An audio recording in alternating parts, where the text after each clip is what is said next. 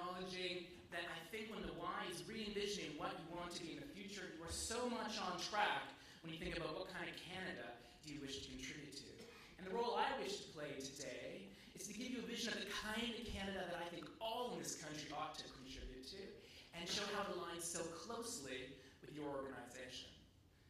The kind of Canada I think we need to address is that one that recognizes and responds to the deterioration in the standard of living for generations that have followed the baby boomers. And I can illuminate this decline in the standard of living with a very simple then and now story. Then for me is the mid-1970s. I want you to picture it. Baby boomers moving beyond their sex, drugs, and rock and roll stage to the more serious business of building families and communities and enterprises. And if you adjust for inflation, let me emphasize that, adjust for inflation, and think about what was the average household income for a young couple starting out in Canada back then in the mid-1970s. It turns out it was around $66,000, $65. Now, if you flash forward to today and you take the exact same couple, household income is about the same. It's gone up just a few percent. Now, that seems okay. But now let me show you something else about the mid-1970s. In the mid-1970s, just about half of young women contributed to that young couple's household income. And if you flash forward to today, it's now over 80% of young women.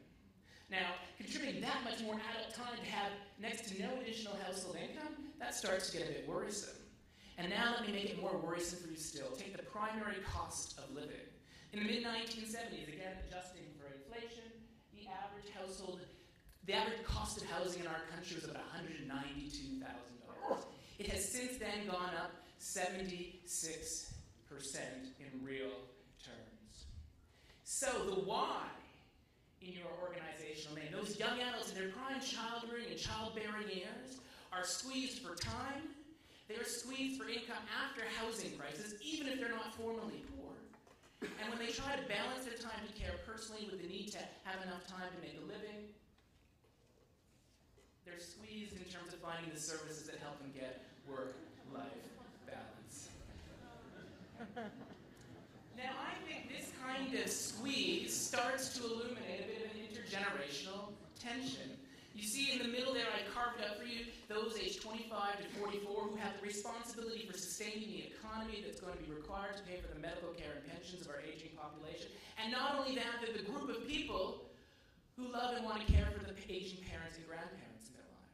But simultaneously, they're the group of people who have the responsibility to invest in the next generation. Now, this is a tall order. These people have the potential to be the heroes in our society right now, given demographics. But we're making the job tough. I've already showed you that their household income is less than the generation that came before.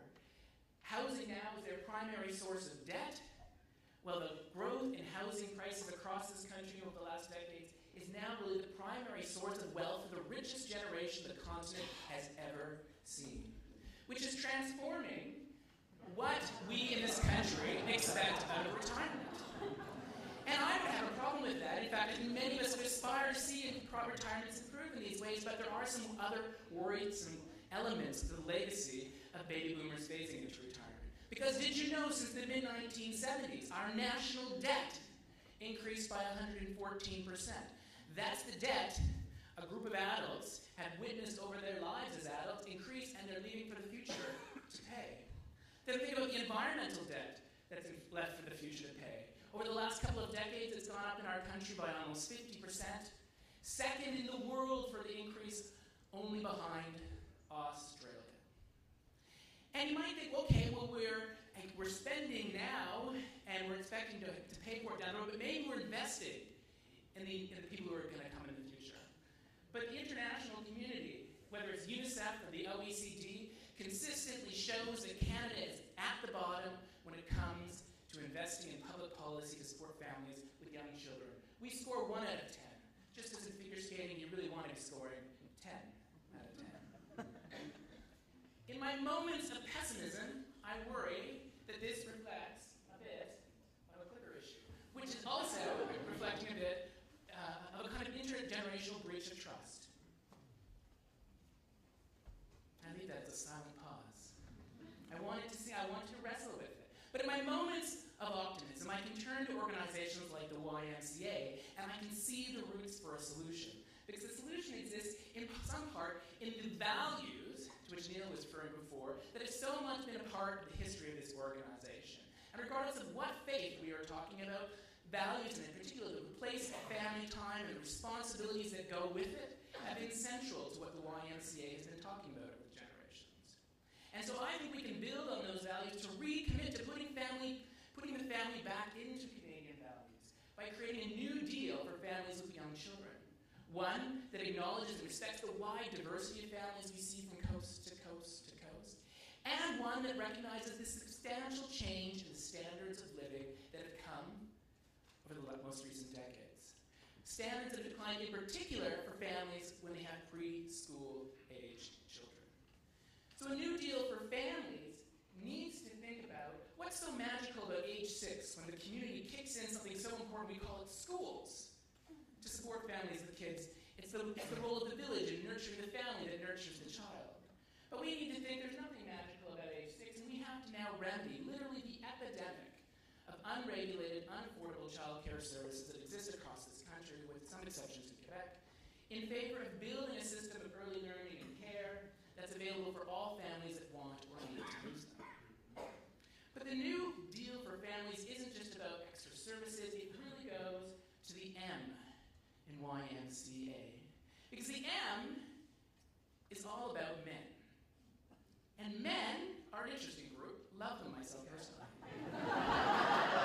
But did you know that as men and women's labor force participation rates have converged dramatically over the recent decades, women still perform 100% more unpaid child care work than men do. And if family values really matter in this country, in a context where men's capacity to earn has deteriorated for the generations that have come beyond the boomers, might we not start thinking about how our responsibilities as citizens, including for men, are just as much about caregiving as it is about breadwinning?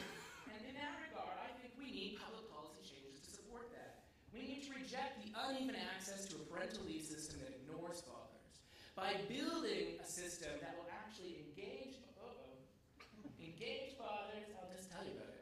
It'll engage dads directly by adding an additional 6 months of time, and for the most part reserving it for dads, with exceptions for lone parents and lesbian couples. And it will make it more affordable for moms and dads alike to take time to care personally immediately following the birth of the child.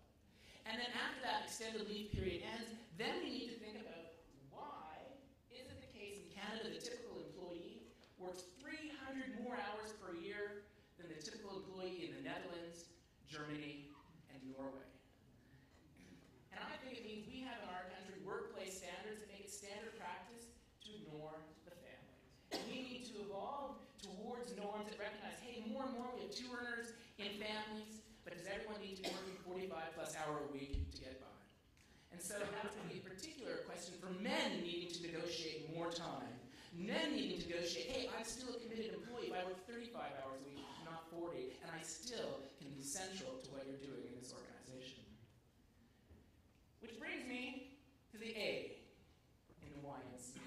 Because if we're going to bring about this new deal, it can't just be the elders that ask for it, although they're critical. It will also have to be the young adults, associating in ways that this group of people is less comfortable associating. Generation X doesn't mean much to most people.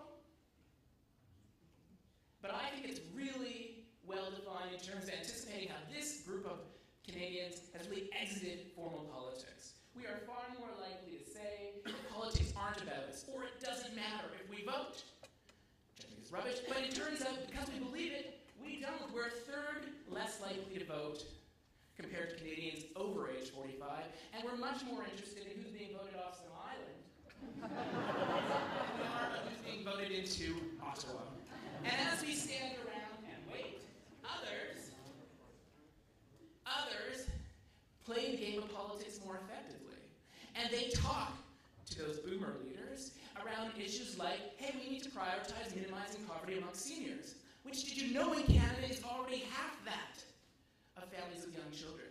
Did you know in our priorities from the last election, we talked about strengthening pensions? This is critical. But we already invest 10 times in benefits for seniors as compared to families with young children. And did you know Canadians take such pride, and so we ought to, in our national health care system. It's what defines us in so many ways as our most impressive achievement. And yet, it is crowding out investing in the very determinants of health that you were talking about earlier today. And so, I think that A, in the YMCA means this needs to be a place where young adults and youth before them, the youth can ask, hey, just ask us. And it needs to be a place where we train one another to say, hey, don't wait. I'm not going to wait to be asked. I'm also going to come up with ways to tell you.